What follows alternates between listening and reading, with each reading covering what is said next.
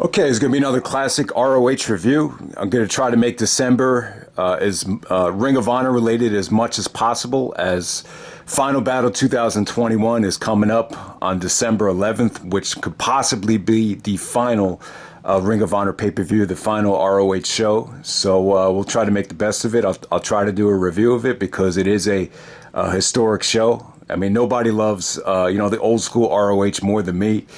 I'm just not a huge fan of the Sinclair takeover. I will admit though, there were stretches where the company was really, really good, but hopefully Ring of Honor stays alive, and who knows what's going to happen. But let's just take it one show at a time, and we'll see. But yeah, this is ROH New Horizons. This is a pay-per-view from July of 2008.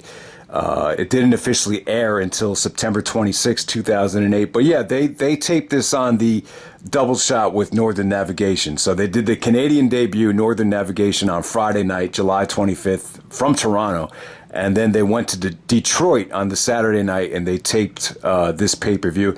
Pay-per-view is an awesome double main event. I know some people requested this, and this was going to be on my list anyway. I think this is one of the best double main events ever. And the main event between Bryan Danielson and Tyler Black, it's definitely their best match. And probably one of the best matches of 2008.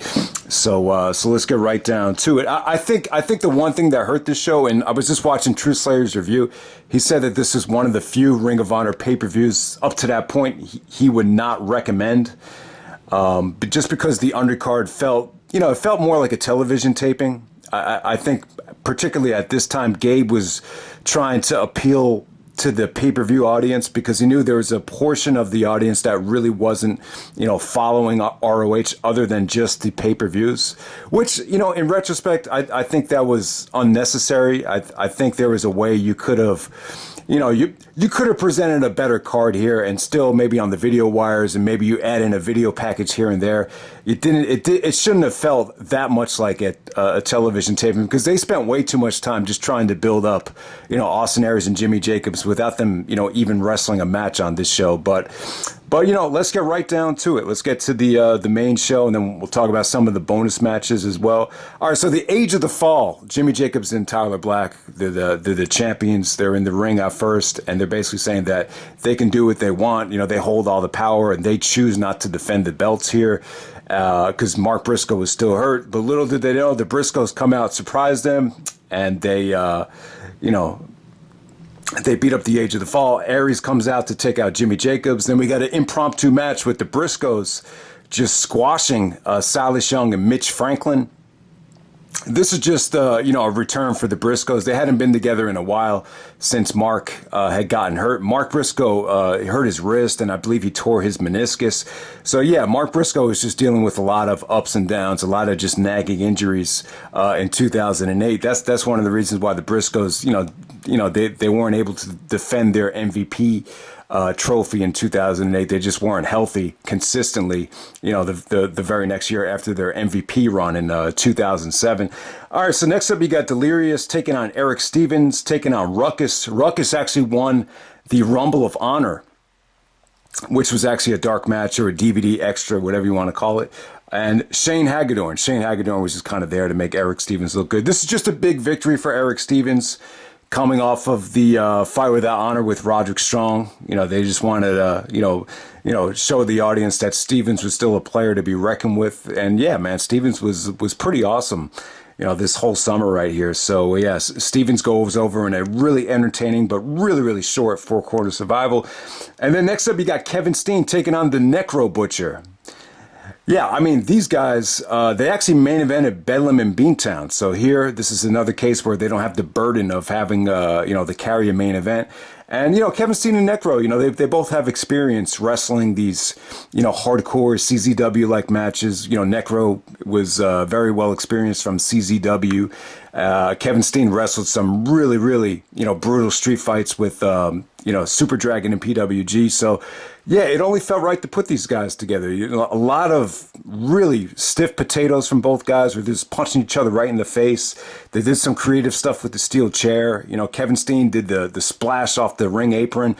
And, Steen does the Steen hit some really vicious suplexes to Necro on the chair and hits him with the package pile driver on the chair. So, yeah, some pretty creative stuff here. And, they kept it short and sweet, but, very satisfying. So Kevin Steen was going to get a huge push down the road. Oh, so this is after he lost the title to Nigel. So since the Nigel stuff was kind of done with at this point, he promises everybody on the video wire that, he's gonna become a champion, no matter it's the tag team belt or the ROH world title by the end of the year. So we'll move on from there because, El Generico wasn't there tonight. So it definitely made sense for Steen to take on the Necro Butcher. It definitely made sense. All right, so next up, you got Sweet and Sour Incorporated.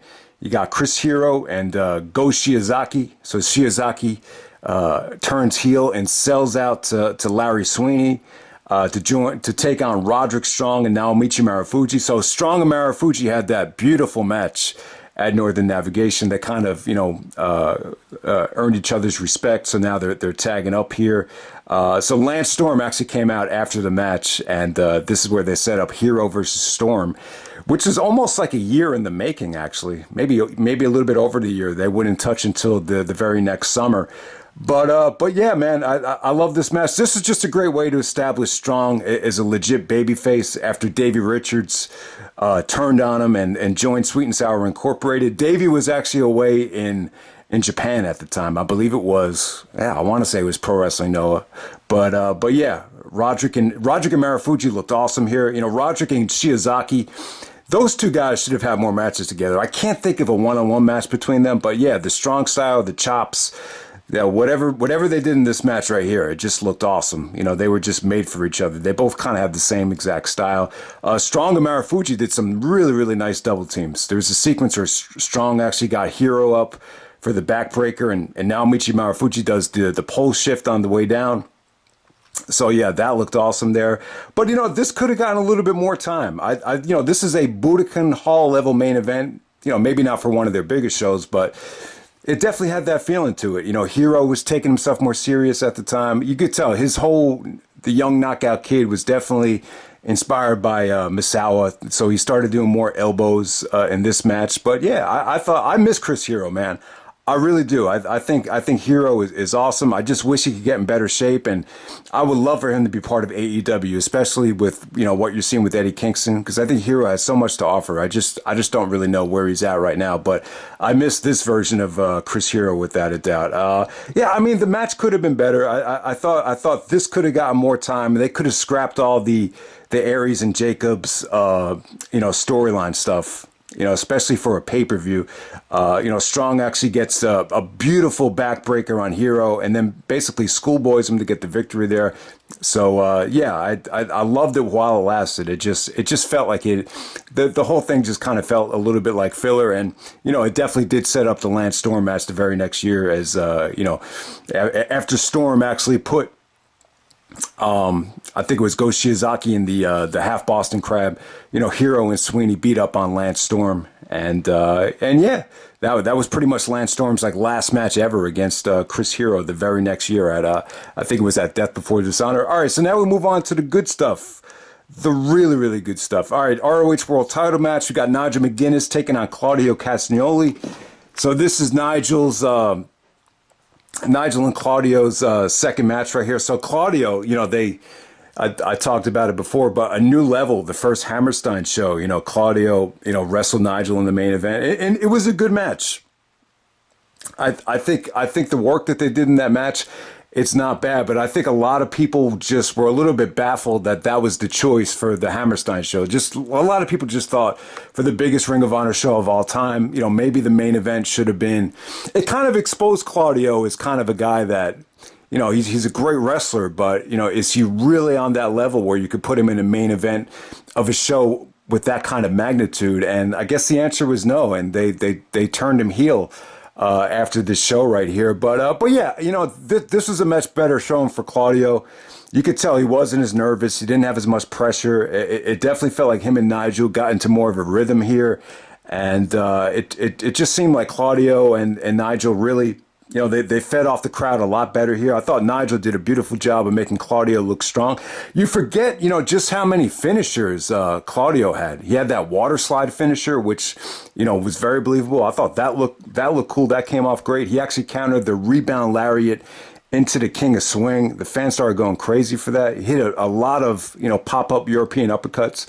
So when Claudio was hitting these uppercuts, they didn't want to break anyone's jaw like Nigel did to Jimmy Rave. So a lot of the uppercuts are right to the chest, which is a little bit more safe. Obviously, if you uppercut someone right in the chin, like Danielson did to Aries, you're going to start bleeding and gushing from the chin and obviously breaking the jaw.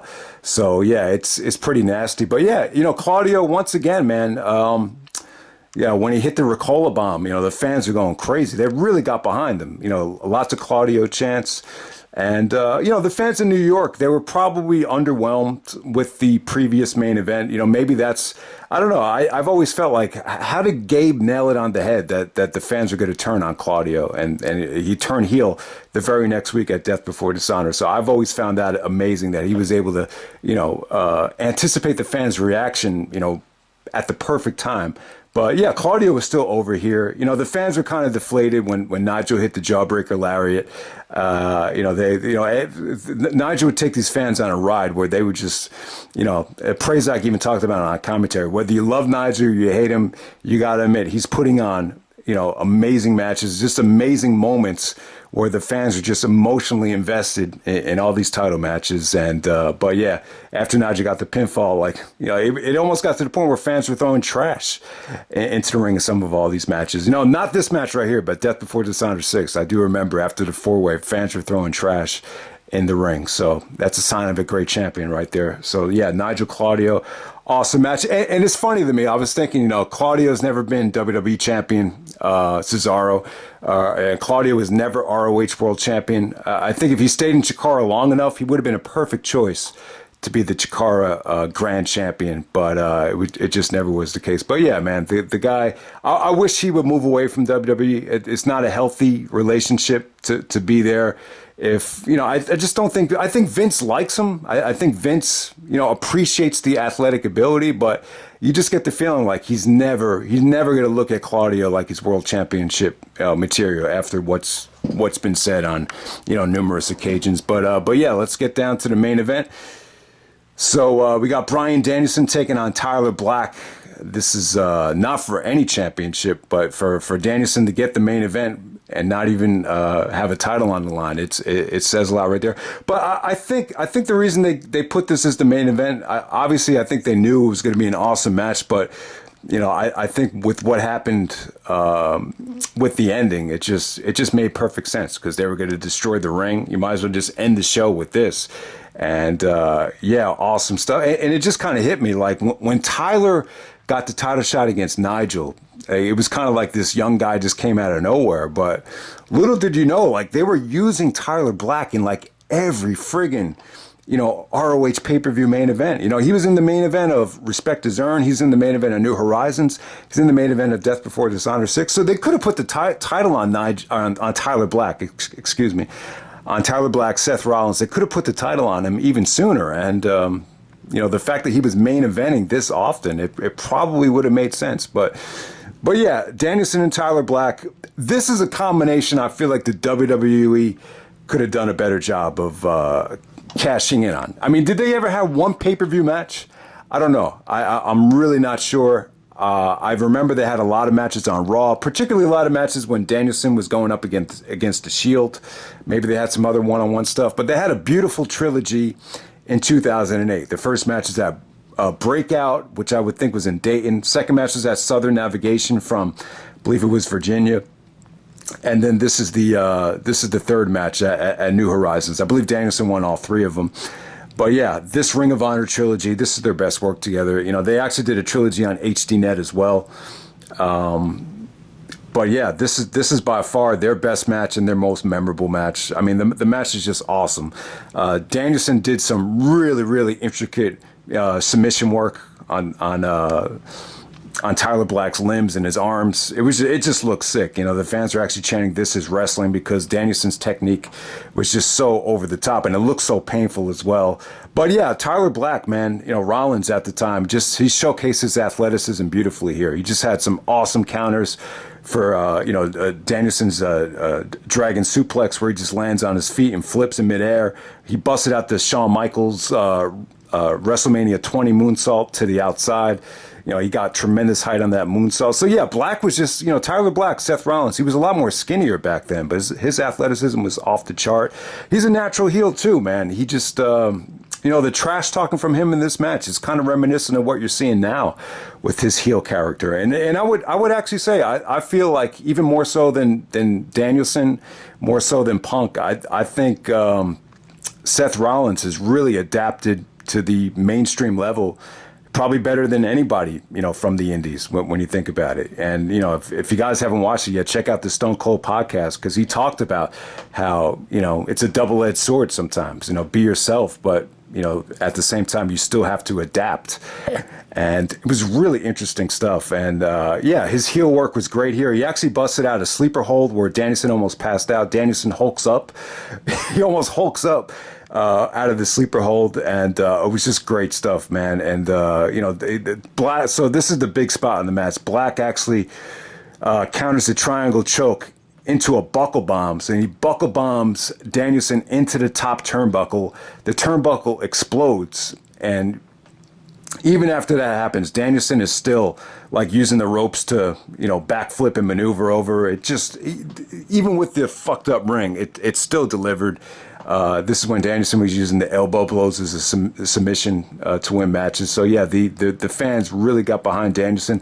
They didn't even care that no title was on the line. The match was friggin' awesome. So definitely good stuff there. And then the pay-per-view pretty much ends with Austin Aries and Jimmy Jacobs just brawling all over the arena. You know, the Aries actually goes for the heat-seeking missile and does the crash and burn, and totally misses Jacobs, falls on his head. And then there's one sequence where they're just kind of, you know, fighting each other on a ladder, and then Necro comes out and pushes both of them off to set up the Necro Butcher face turn, or Necro being his own man thing, leading up to Death Before Dishonor 6. So you definitely get it. I mean, the Aries and Jacob stuff, if they just scrap that and added like 10 minutes to the tag match of Marufuji, this could have been a really awesome pay-per-view. The undercard is just, you know, it's a lot of squash matches and just a lot of, you know, solid matches. And, you know, you got a lot of storyline stuff here with Aries and Jacobs, which ate up a bulk of the amount of time. But still, man, you got an awesome ROH World title match. To me, this is the best Nigel and Claudio match. You know, they had a lot of matches for the Pure title, and you know, the main event from the Hammerstein Ballroom, the first ever Hammerstein show, does not come close to this. This definitely had more of a red hot crowd, and for whatever reason, it just flowed a lot better. It didn't have as much, you know, they didn't have the burden and the pressure on them, and sometimes when you don't have that, you're able to just kind of do your thing. And yeah, Danielson and Tyler Black, by far, this is the best match that they've had. You could even argue this as being the best match of 2008. I've seen some people have this as their pick. You know, some of the best matches of 2008, you know, Nigel and Tyler Black from Take No Prisoners would probably be most people's picks. You know, Danielson and Nigel, those are probably the only matches I think Danielson had that were better than this match right here, were the two matches against Nigel at the 6th anniversary show and Rising Above. And trying to think of what else could really top this. Nigel and Aries from Supercard of Honor, that's another one. You know, my personal pick is the 4-way from Death Before Dishonor 6. But I'll tell you what, though, this is definitely up there. You could argue this is a top 20 Bryan Danielson match, and you could definitely argue this as, you know, the best match of 2008. It's definitely up there. So don't sleep on New Horizons. I remember Gabe said during this double shot, during the Northern Navigation New Horizons double shot, he said that 2008 is the golden era. He said it's up to you guys to grasp it and appreciate it now. Why wait 4 years from now to say that 2008 was the golden era? And, you know, I don't know if the reaction was overwhelmingly in agreement with him, but in some ways, I think it was. I think this was a great time for ROH, summer of 2008. So I hope you guys enjoyed the video, and I'm out. All right.